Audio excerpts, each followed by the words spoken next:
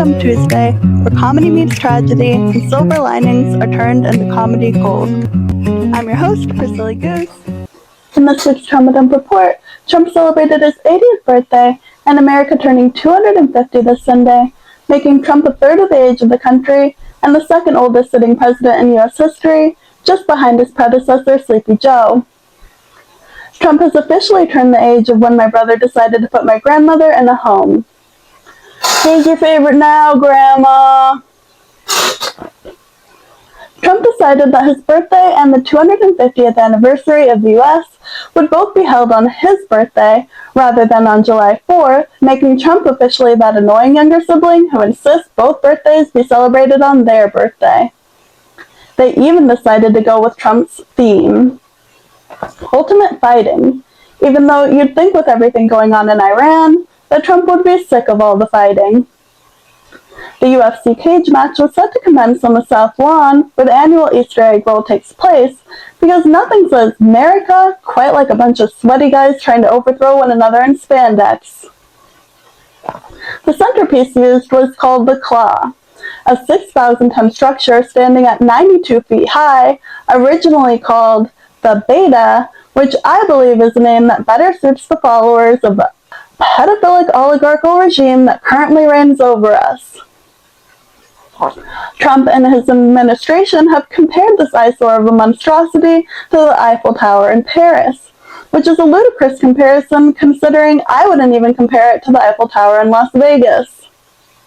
The $60 million event, funded by the UFC, still took place despite a lawsuit from Public Integrity Project in June 2026. In episode 1 of Trauma Dump Tuesday, we learned that Trump and his affiliates would be exempt from IRS tax audits, making it clear that Trump runs the country the same way ICE has been running their deportation program and the same way Jeff Bezos runs Amazon Prime, with zero accountability. In last week's episode of Trauma Dump Tuesday, we learned that this protocol has become the gold standard of the evil masochistic elites. 14 fighters competed in back-to-back fights and were escorted on stage by winners of the Medal of Honor, which sort of feels like having the Pope host a bullfight.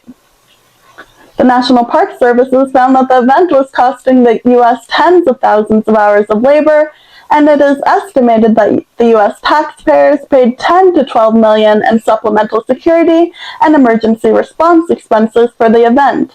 And given Donald Trump's age, I'm sure he needed as many emergency responders as he could get. Some critics argue that the event was merely a way for Trump to promote his privately owned cryptocurrency, using a taxpayer-funded event venue, and this proved to be an effective marketing strategy due to the UFC fight directly funneling consumers from Trump's target audience, as every Chad, Kyle, and Tyler in the manosphere made their way to the octagon. Fighters were compensated in Trump's cryptocurrency USD1 backed by World Liberty Financial, a venture backed by the Trump family, turning the entire fight into one big crypto commercial. Dana White, Trump's close affiliate and head of UFC, boasted the event's merch sales and streaming subscription achievements following the event, and stated, "Even for the people that thought this was going to be some big political statement or something, this wasn't. Because it's clear that the event was not political, but a tacky advertisement for UFC, made possible by the inappropriate use of manpower and government resources from 7 U.S. agencies." Fighters seemingly promoting extreme right-wing ideology sparked criticism over perceived political undertones. One fighter, Josh Hokett, even went so far as to call former First Lady Michelle Obama a man, which is quite a claim coming from someone who is solely used to touching men and who likely hasn't touched a real woman in years. Trump promises Iran that it's over this time for real, which is a promise I've made to ex-boyfriends before descending into an entanglement with them that would ultimately last for at least another 2 more years. Trump has iterated over 38 times that the Iran war is over, and this time he may really mean it. A formal signing ceremony is scheduled for Friday, June 19, 2026 in Geneva, Switzerland, which is very Switzerland of them. Trump says the Strait of Hormuz is to open effective immediately and that the U.S. Navy military blockade is expected to lift with a formal signing this Friday. But shipping associations warn that if Iran attempts to enforce tolls later this summer, that it could reignite military tension. And I'm sure the last thing Iran wants to do is ruffle the feathers of former WWE Hall of Famer, the Donald J. Trump. The good news is that a waiver is being given to Iran, allowing them to sell oil, dramatically decreasing the cost of gas prices, for now. The bad news is that come July, when the fuel inventories are depleted, gas prices could spike dramatically later this summer. So enjoy the cheaper gas prices while you can, because just like my former relationships, we know it can't last, but we're going full throttle, and we're ignoring any and all red flags along the way.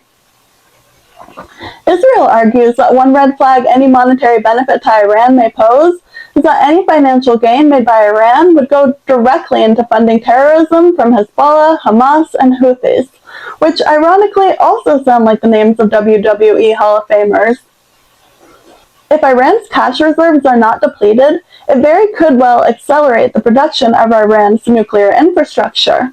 Just days prior to the Iran war, Iran was said to have loaded at least 18 scuba tank-shaped containers with highly enriched uranium, booby-trapping them with explosive mines, making their removal the most high-stakes game of Minecraft ever played.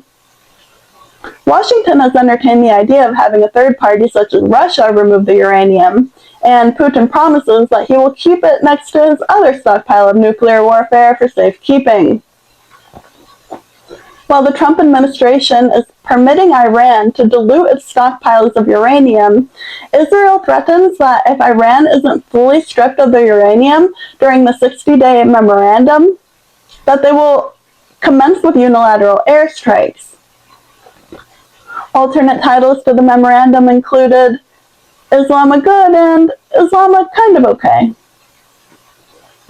Airstrikes by Israel would cause the immediate shutdown of the Strait of Hormuz, ultimately throwing Western and Asian economies into a deep recession.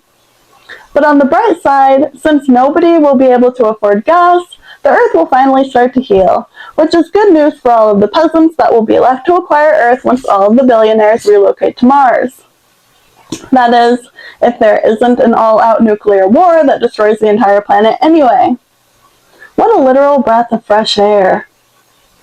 Speaking of fresh air, national park changes have been put to a halt as federal judge Angel Kelly ordered the restoration and reinstallation of altered signs, websites, and exhibits back to their original condition, following the executive order signed by Trump last year, pushing for censorship titled Restoring Truth and Sanity to American History, which coincidentally was the exact subject line of Hillary Clinton's redacted emails. The executive order signed by Trump last year on March 27, 2025, ordered altering museums, parks, and landmarks displaying elements that inappropriately disparage Americans' past, or what experts commonly refer to as the truth. A lawsuit was filed by a coalition of 6 conservation, scientific, and historical organizations as an effort to preserve and accurately share history and scientific knowledge, so that our nation's records aren't lost along with Epstein files. But as we all know, the truth can be quite difficult for most politicians. Skye Perryman, president and CEO of Democracy Forward, calls America's national parks a living classroom. But unlike regular public classrooms, the federal government is actually responsible for our national park classrooms, which is unfortunate for the rare occasional American citizen who prefers to obtain information from sources other than social media and the inside lid of Snapple caps. The National Park Service's orders of a year worth of changes to be reversed by July 3rd, which has proven to be increasingly difficult as the Trump administration has mandated the drastic downsizing of federal bureaucracy, including a $1.2 billion reduction to the agency's funding, and is now paying all of the existing employees to reverse its year-long campaign to rewrite history. Because who cares about protecting the claws of our domestic wildlife when you can have a UFC claw at your 80th birthday party? As always, remember to fuck the system before it fucks you. I've been your host, Priscilla Goose. Thank you for joining me for the 4th episode of Trauma Dump Tuesday. I can't wait to see you next week with a brand new Trauma Dump report.